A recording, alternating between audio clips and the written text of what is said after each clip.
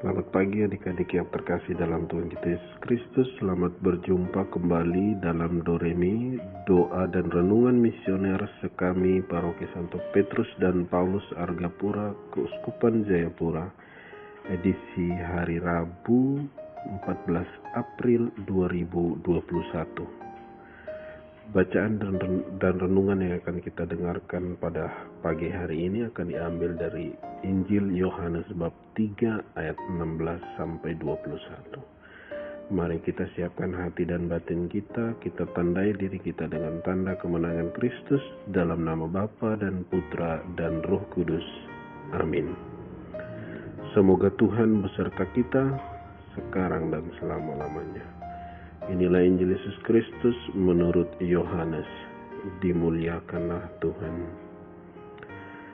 Karena begitu besar kasih Allah akan dunia ini, sehingga Ia telah mengaruniakan anaknya yang tunggal, supaya setiap orang yang percaya kepadanya tidak binasa, melainkan beroleh hidup yang kekal. Sebab Allah mengutus anaknya ke dalam dunia, bukan untuk menghakimi dunia, melainkan untuk menyelamatkannya oleh Dia. Barang siapa percaya kepadanya, ia tidak akan dihukum. Barang siapa tidak percaya, ia telah berada di bawah hukuman, sebab ia tidak percaya dalam nama Anak Tunggal Allah. Dan inilah hukuman itu: terang telah datang ke dalam dunia, tetapi manusia lebih menyukai kegelapan daripada terang, sebab perbuatan-perbuatan mereka jahat. Sebab barang siapa berbuat jahat, membenci terang dan tidak datang kepada terang itu, supaya perbuatan-perbuatannya yang jahat itu tidak nampak. Tetapi barang siapa melakukan yang benar, ia datang kepada terang, supaya menjadi nyata bahwa perbuatan-perbuatannya dilakukan dalam Allah. Demikianlah Injil Tuhan. Terpujilah Kristus. Adik-adik yang terkasih, Injil Yohanes yang baru saja kita dengar menampilkan sosok Yesus sebagai wujud nyata dari kasih Allah. Salah satu bukti nyata tentang Allah adalah kasih, ialah dengan mengutus anaknya yang tunggal, yakni Yesus Kristus. Nah, adik-adik sekalian, kasih Allah itu tidak dapat kita ukur.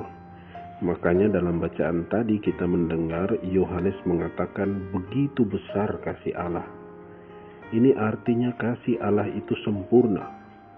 Bahkan ketika manusia jatuh dalam dosa, Allah masih tetap mengasihi kita.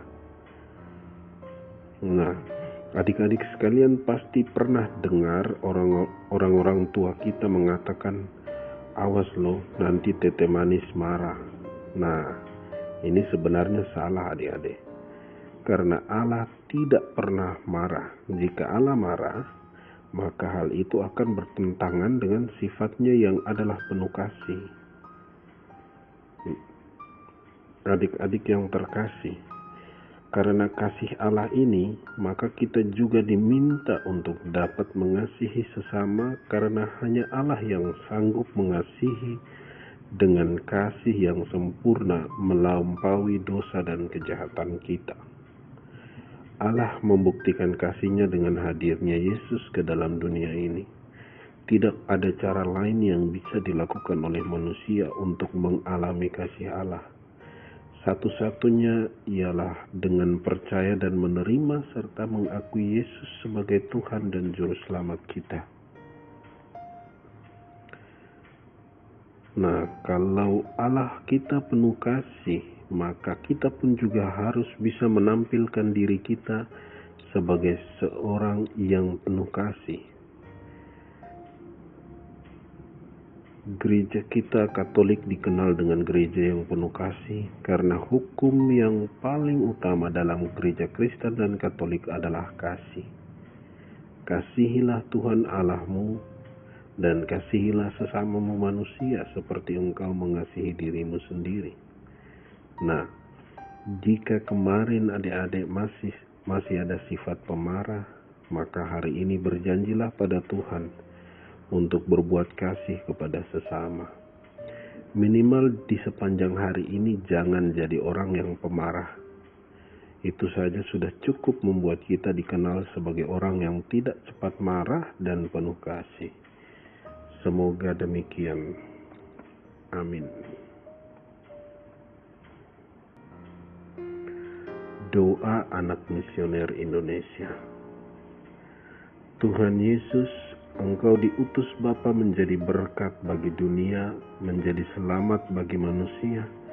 Utuslah kami anak-anak-Mu di Indonesia untuk menjadi sahabat yang kuat bagi yang lemah, sahabat yang rela berkorban bagi yang menderita payah, sahabat penghibur bagi yang sakit dan gelisah.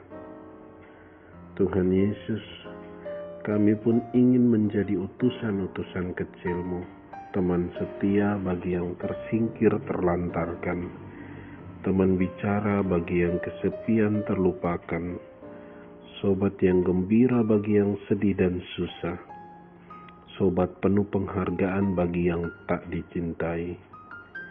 Tuhan Yesus, utuslah kami kini dengan bantuan Roh Kudus-Mu, menjadi garam dan ragi yang baik, menjadi terang dan obor yang cemerlang, membawa kegembiraan dan penuh pengharapan. Tuhan Yesus, kuduskanlah badanku dan sucikanlah jiwaku. Kupersembahkan diriku kepadamu hari ini. Berkatilah semua anak dimanapun juga. Berkatilah semua orang yang kami jumpai siapapun juga. Amin. Bapa kami yang ada di surga, dimuliakanlah nama-Mu. Datanglah kerajaan-Mu, jadilah kehendak-Mu di atas bumi seperti di dalam surga. Berilah kami rezeki pada hari ini, dan ampunilah kesalahan kami, seperti kami pun mengampuni yang bersalah kepada kami. Dan janganlah masukkan kami ke dalam pencobaan, tetapi bebaskanlah kami dari yang jahat. Amin. Salam Maria, penuh rahmat, Tuhan sertamu. Terpujilah engkau di antara wanita, dan terpujilah buah tubuhmu Yesus. Santa Maria Bunda Allah, doakanlah kami yang berdosa ini, sekarang dan waktu kami mati. Amin. Kemuliaan kepada Bapa dan Putra dan Roh Kudus, seperti pada permulaan, sekarang, selalu, dan sepanjang segala abad. Amin. Dalam nama Bapa dan Putra dan Roh Kudus. Amin.